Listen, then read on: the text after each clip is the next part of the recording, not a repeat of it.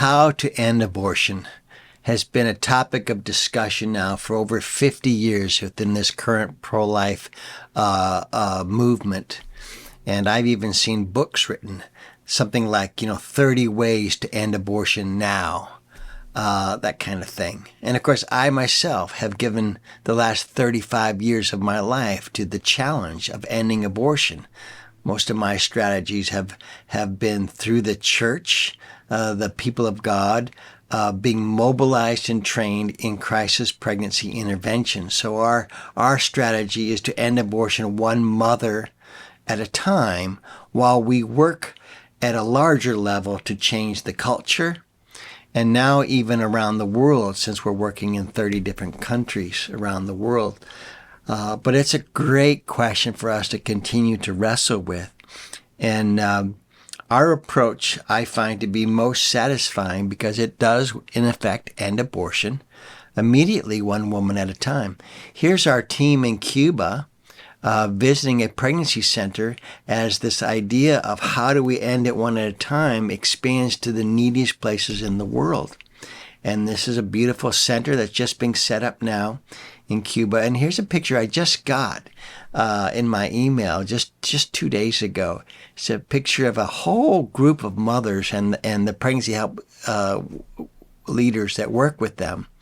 And it's true that for each one of these women, abortion was ended through the intervention process. And that's why I'm excited about the work that we do around the world, even while I continue to wrestle with the larger issue, how do we really bring abortion to an end in the same way that slavery was brought to an end? It's probably worth noting that it took about 6,000 years of human history to really bring slavery to an end. And when I say that, I mean slavery as a legitimate institution.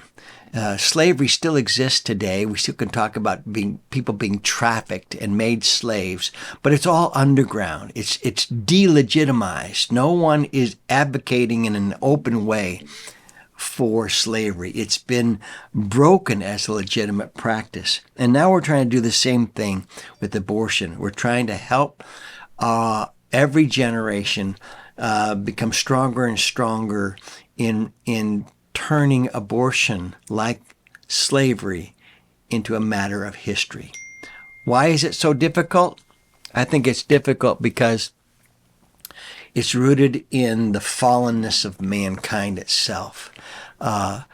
C.S. Lewis said in a book called The Problem of Pain, that pain plants the flag of truth within a rebel fortress, meaning God uses pain to weaken our natural defense against wanting to yield to the Lord himself. We are all, by definition, rebel fortresses, and we spend a great deal of time building up our defenses and running our own lives. We want to be the Lord of our own lives. My father was a man that was actually very proud at how rebellious his fortress was. I remember toward the end of his life, he said to me, everybody that I know says that I'm just a hard-nosed, mean son of a gun. Only didn't use the word gun. He was basically relishing in his rebel fortress. And he lived his own life on his own terms, and he didn't take a lot of advice from anybody else. He suffered and died early as a result of that. In the Bible, the word for this is called stiff-necked. And if you remember, God chose Israel out of all the nations of the world in order to make known to them and for them to make known to the rest of the world God's own moral beauty and the rightness of his authority as Lord and the mercy that he gives through his redemptive powers and works. And yet Israel itself was stiff-necked. And last week I was reading through the chronicles of these generations upon generations in Israel. Some of them would yield to the Lord and follow in his ways. And others, they became stiff-necked. Here's an example of that in 2 Chronicles chapter 30, verse 6. O people, return to the Lord, that he may return again to you. Do not be like your fathers and brothers who were faithless to the Lord. Do not be stiff-necked as your fathers were, but yield yourselves to the Lord. This is God's appeal to Israel to trust in the Lord, have faith in him by yielding to his moral authority in their lives. Faith becomes obedience in the scriptures. At the heart of the problem of abortion is this issue of being stiff-necked, that I want to be the Lord of my own life. The advocates of abortion say that the issue is a matter of who decides. And in many ways, they're absolutely right. The battle is who decides. And they want to say that they get to decide. They have the moral power and the strength to exercise this power over the unborn child, and they don't want to yield it. Here's an example of someone who wrote some years ago about their own 2 abortions, and she talked about the guilt and the suffering that she endured as a result of it. But this is her conclusion. She writes, I was pregnant.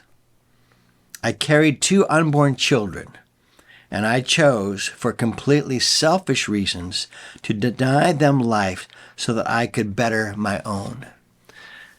This was a raw example of honesty, that it really comes down to not sort of an intellectual, are they really human or not, but rather they may be human, but I have more power and I don't want to yield that power. We see that this is always an ongoing struggle. As much as we want to make an apologetic defense for human beings, at the end of the day, what we're really up against is a rebel fortress.